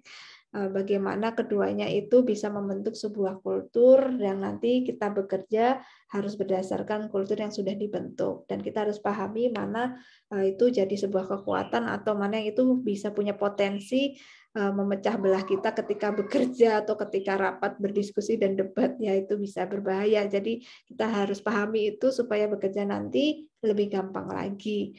Oke, itu saja dulu. Sampai jumpa lagi minggu depan. Saya tutup. Wassalamualaikum warahmatullahi wabarakatuh. Selamat pagi. Waalaikumsalam warahmatullahi wabarakatuh. Terima kasih, Bu. Iya, sama-sama.